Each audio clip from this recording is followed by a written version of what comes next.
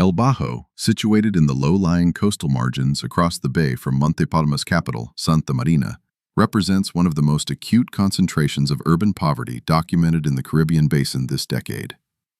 The settlement, home to an estimated 8,000 to 12,000 residents, developed largely without formal planning or municipal oversight.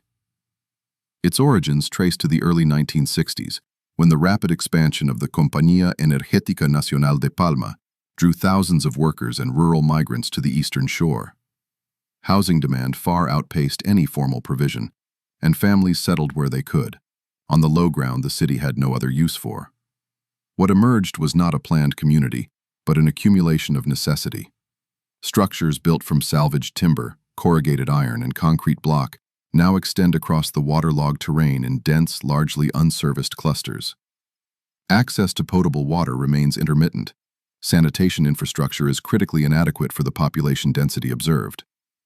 The collapse of Senpal's workforce in the early 1980s only deepened the settlement's distress. Jobs vanished, but the people remained. The Regional Commission concludes that Elbaj is not an anomaly within Monte Palma's urban landscape. It is a direct consequence of it.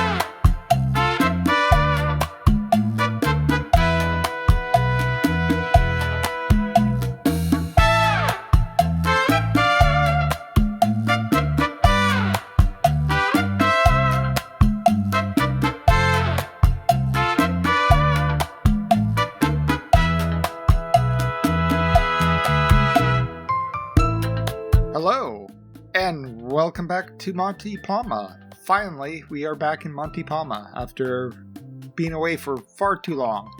I was having some technical difficulties with Monte Palma. It wasn't being very stable there for quite some time. I finally tracked down what the issue was. It seemed to have resolved, and now finally it's stable enough to actually get in here to play. Taking a look at what we built in the last few episodes here. Everything down below here. And we're going to zoom around to where we're going to be focusing our attention for this episode. The area right below us, right here. I'm finally going to have the opportunity here to build a type of neighborhood that's really missing from this sort of build, an actual true slum. The assets so far in game have not been, we don't have anything in game. Just recently, within the last couple months, an asset did pop up on the mods store, which now allows us to build these sorts of neighborhoods, which are fairly typical for if we're thinking outside of the typical North American, European type of build. This type of neighborhood is very common over a large segment of the world and is totally missing from game. So I'm kind of happy now to be able to include it.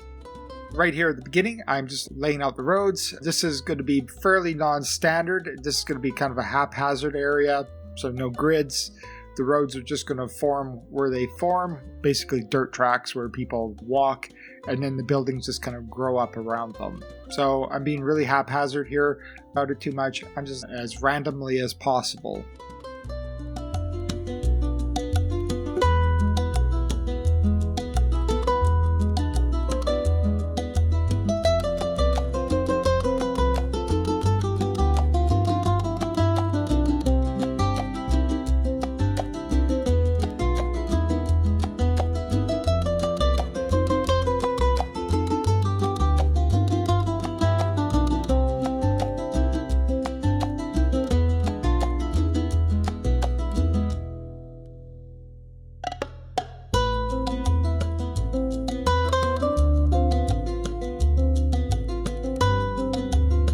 I'm only going to be using a few paved roads. Most of the roads down here are going to be dirt roads or dirt tracks.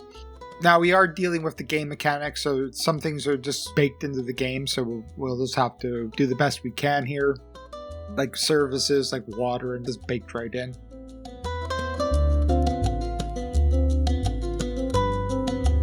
Okay, so the asset we're going to be using, this is going to be pretty much the main asset throughout the entire build, this is a Slum asset on the mod store. It is made by PDU23.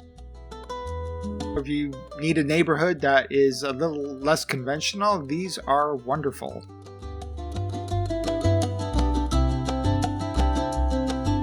They come in several different types. We have some low density housing. What I'm placing down here are the mixed density housing, and then we also have some high density.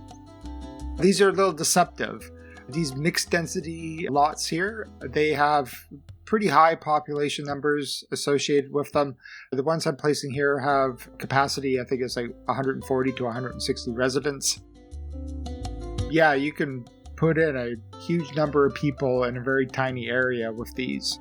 I also really like this idea of like on a larger lot size, just like baking in multiple homes or buildings. It's a great way to kind of get around the grid mechanic here. You could kind of like fill this in any way you want and just place it down as a single lot.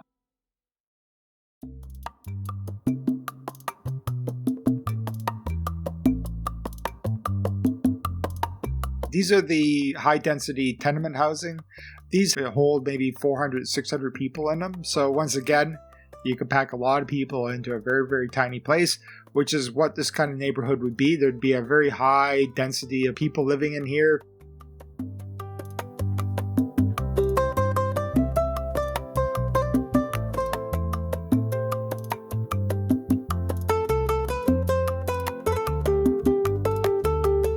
One issue with this right out, like if you're just using the assets and placing them down, is they do tend to want to conform to a grid. But what I quickly found out was they have no like props around them, or very few. There's nothing stopping you, and because of the haphazard nature of the construction of the buildings, there's nothing stopping you from overlapping these pretty much any way you want. We could tilt the angle of them to the road. I can pull some of them in a little closer, push some of them a little farther back in the lots, and I could just increase the density even more than what the assets actually show here. So yeah, you can see here I'm just like filling in the spaces. So I can pack this in to an incredible degree. I think by the end of the build, this particular neighborhood has a population of somewhere around like 11,000 people. For Monte Palma, this is by far the densest neighborhood I've built so far. We're going to go from, I forget where we are right now, to population 43,000. I think we well over 50,000 by the end of the episode. So yeah, great way to pack in people.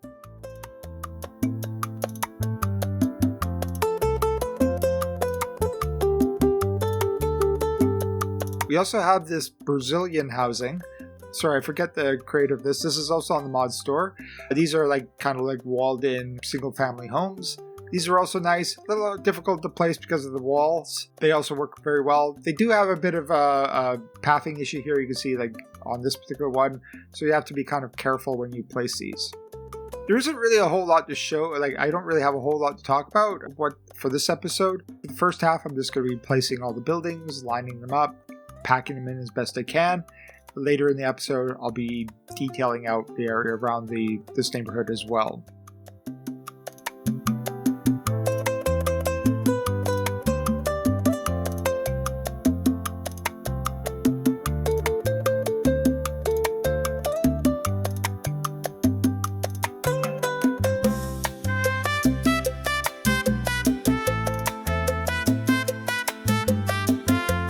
I wasn't really sure how to deal with the waterfront, so I just decided to fill it in with some waterfront docks and some boats.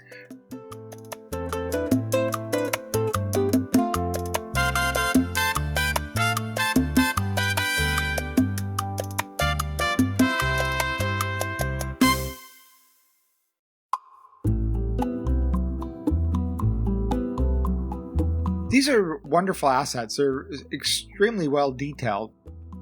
because of their haphazard nature, yeah, you can pack them in and makes it very easy to create neighborhoods and blocks that look very disorganized and messy. Of course, this doesn't truly model an actual slum. These buildings all have the services that's integrated right into the roads, and these services, they have electricity, they have running water, all that sort of stuff, sewage, which is not realistic, but of course as a game mechanic we have to just live with it. I don't think I would want to have to deal with that reality of having a neighborhood that didn't have actual running water. I mean, that would be extremely difficult to model in game.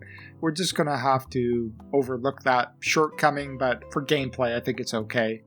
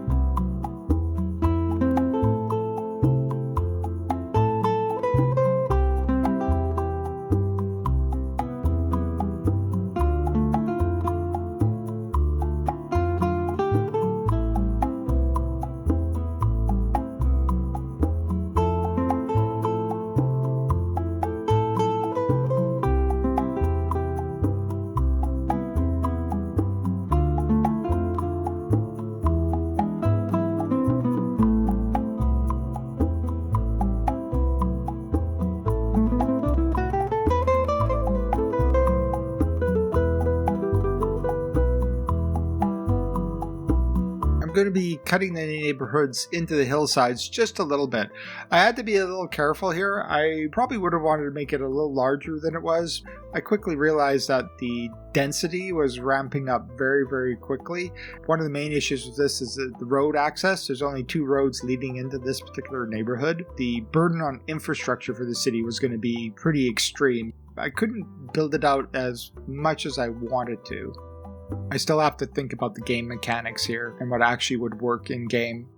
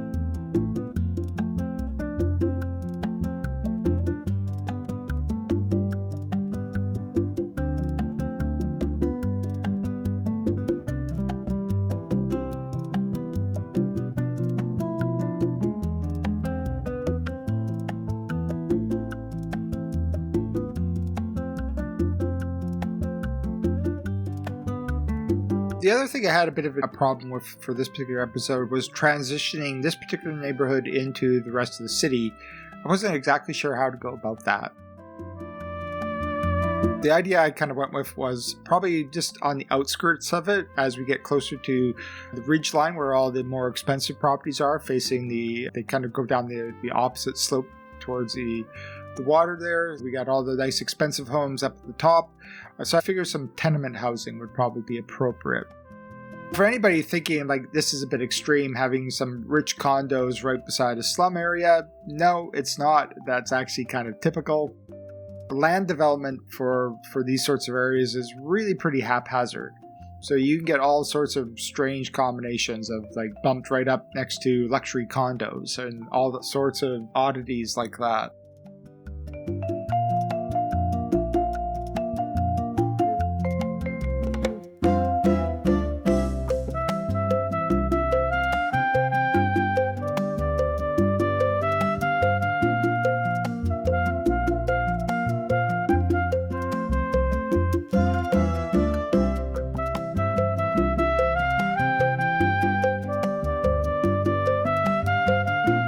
I'm going to be using the leisure piers to create a wooden dock in front of the warehouses here. It was just easier to draw it out over the water and use move it to move it into place. Because I have such a high density of people living here, I need transportation options for them. I've been using ferry service extensively throughout the entire region, so I'm going to just create a ferry route connecting it directly to downtown. That seemed the most obvious way to do this.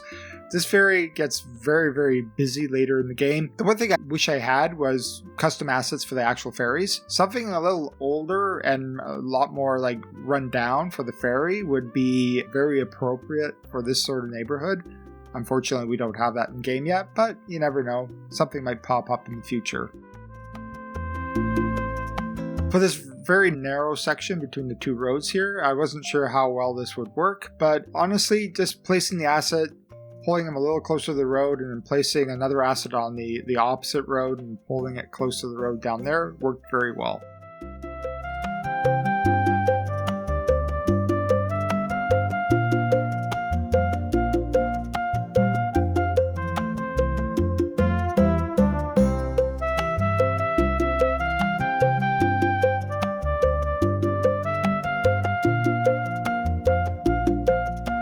I'm also going to be using some static assets from the Bridges and Ports DLC, the port buildings.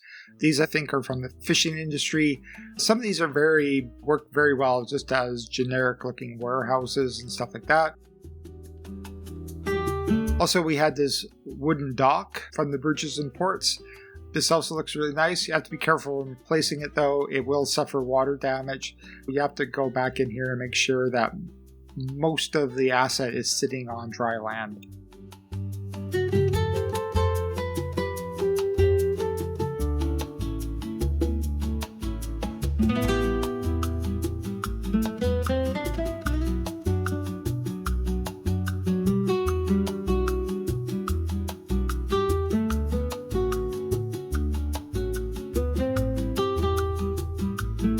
And I'm just going to clean up the waterfront here a little bit.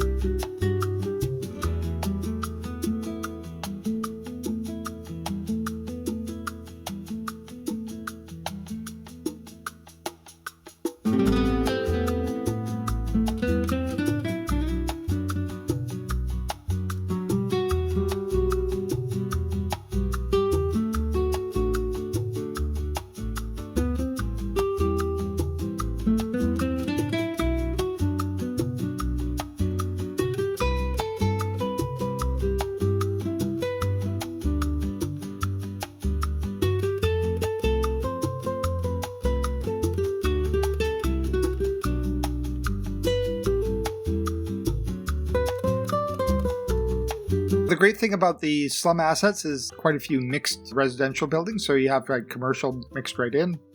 But I also thought maybe put a bit of commercial right down by the docks here. Now, given the type of neighborhood I'm building here, I don't know how realistic this actually is, but I'm going to do it anyway.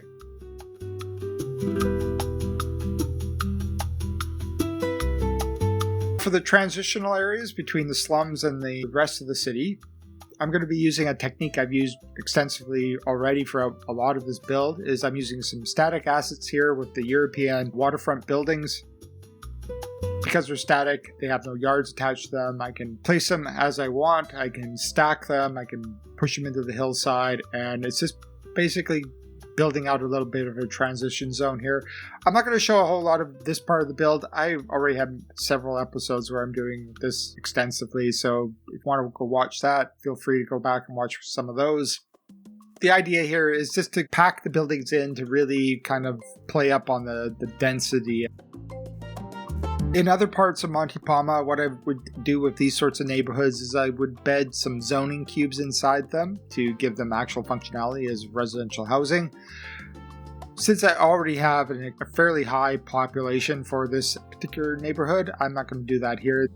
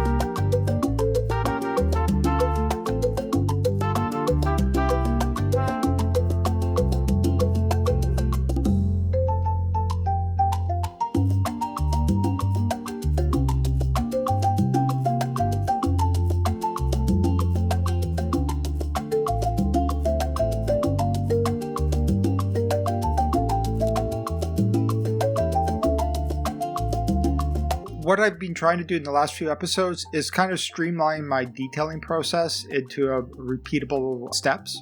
Rather than focusing on one block at a time and detailing all of it, I'm trying to figure out a strategy where I'm doing everything in layers and building everything up. What I'm trying to do is just speed up the detailing process. Monte Palma is very detail intensive, and I'm trying to find a way to make it a little more faster to do. So what I'm doing down here is the first pass is just going to be drawing in the large surfaces. This area I'm working on here is just large parking lots around the industrial buildings and the dock buildings.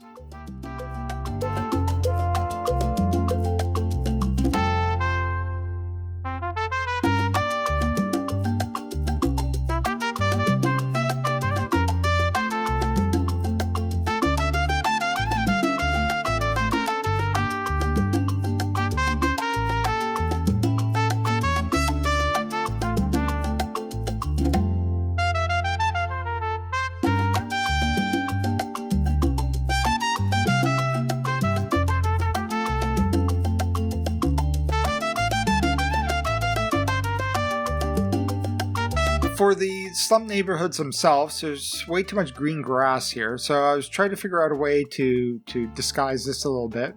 My first thought here was using Gaga XM's dirt surfaces to kind of disguise these paths a little more. It just get rid of some of the greener grass.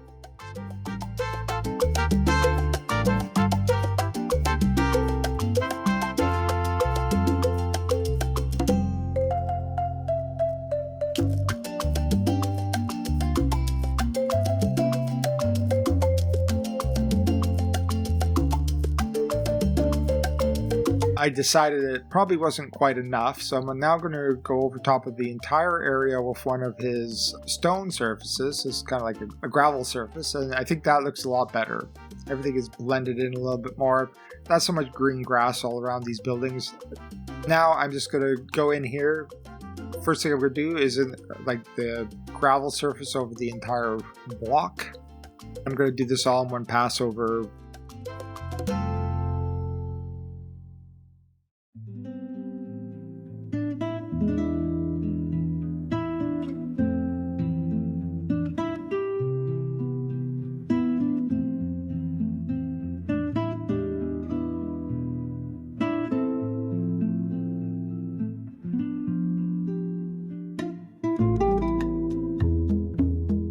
Then in my second pass, I'll come in and draw in the actual dirt surfaces.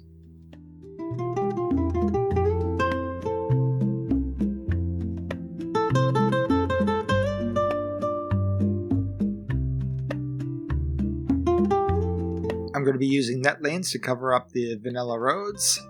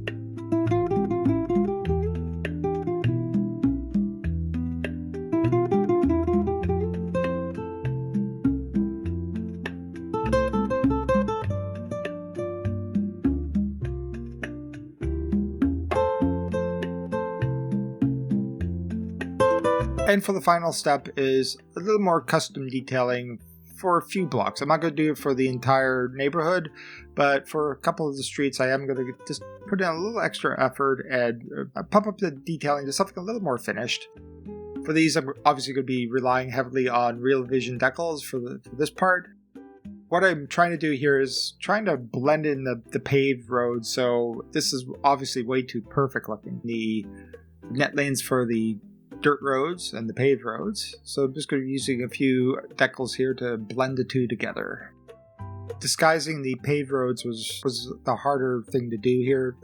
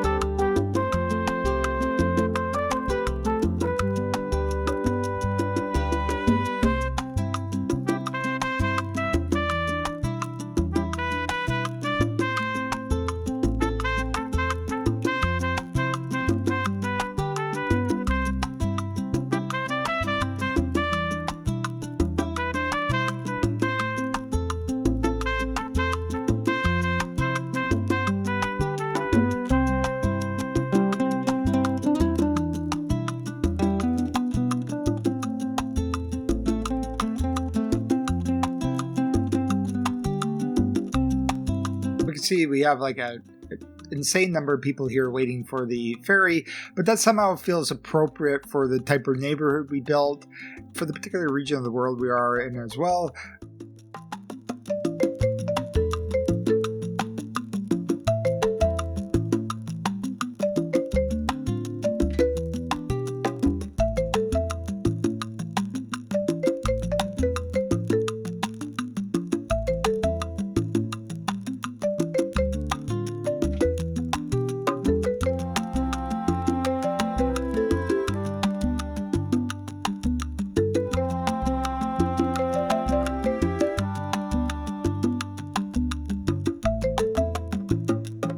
What I'm going to be doing now is placing piles of rubble and junk piles all over the entire neighborhood. Once I'm finished this, it really does start to feel like an actual slum. There are in-game quite a few trash decals. I don't tend to use those very often because I don't usually zoom in very, very close to what neighborhoods and what I'm building. What I find with the trash decals is when you pan out a little bit, they just disappear. They're too tiny. So I tend not to use them. I much prefer using the piles of rubble, the junk piles. Also, what I'm doing with the rubble and junk piles is I'm sinking them ever so slightly into the ground. So I'm lowering them into the ground, I think 0.3, 0.4 meters. It just helps them blend into each other a little better and also blend into the ground a little better as well.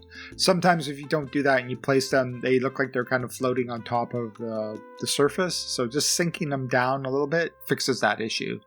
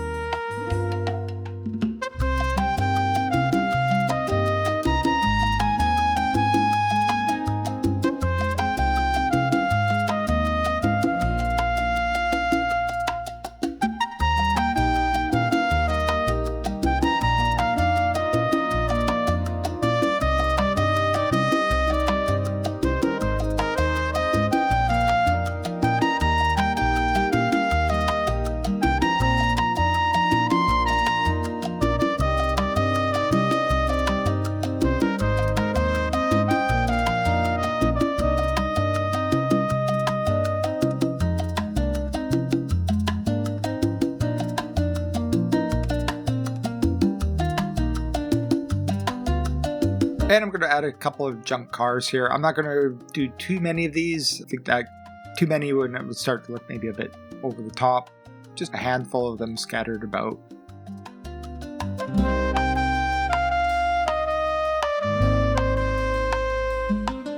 Now, this slum would have been here for several decades at this point, so there's no reason why in some of the less accessible areas we have fully mature trees. This is Central America.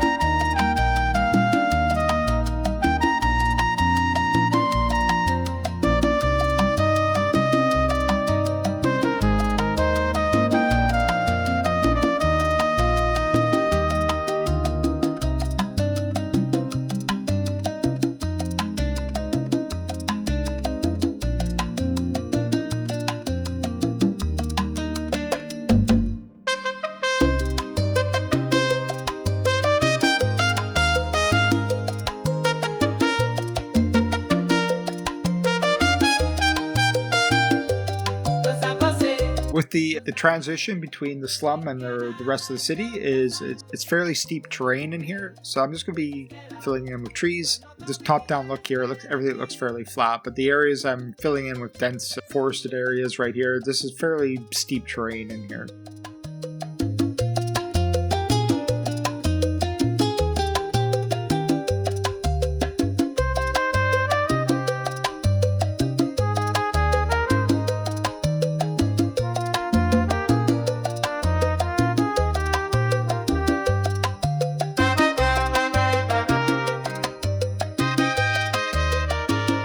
going to be spending a bit of time detailing the dock area now. The strategy here is just to make everything look less than perfect. Cover up the roofs here with some these nice rusted roof decals.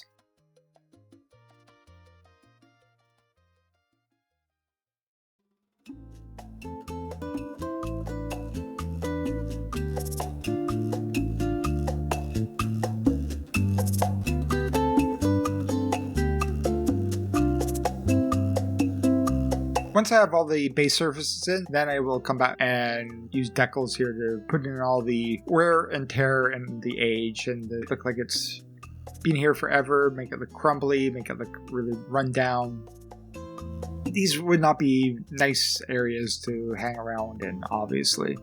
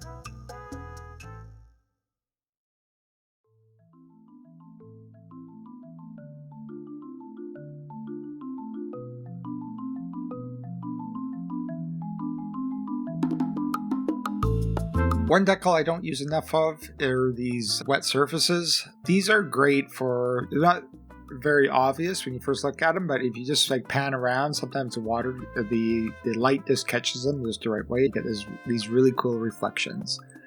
I've used them in other parts of Monte Palma, but I do need to use them more often in my other build as well.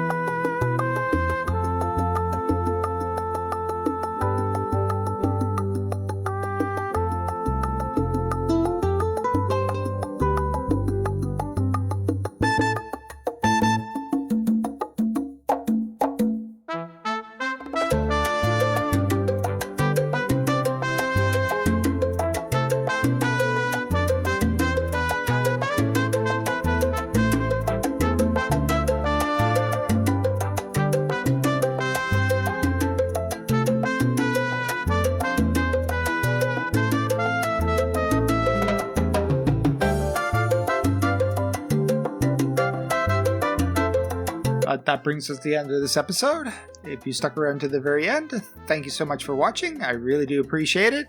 Sorry it took so long to get Monte Palma out. Hopefully now that it's working properly again, I can get back in here and do a bit more work on it. I also needed a little bit of a break from Monte Palma, just mentally. That's part of the reason why I started Redmont. Just give myself a bit of a mental break, do something a little different. But since I haven't been in here for a while, it's been a lot of fun to get back in here and do a bit of work. I think now that I have drastically increased the population here, I think it's probably time to move on to the next episode. Will probably be the downtown core. Anyway, once again, thank you so much for sticking around to the very end, and I will see everybody in the next episode. Take care.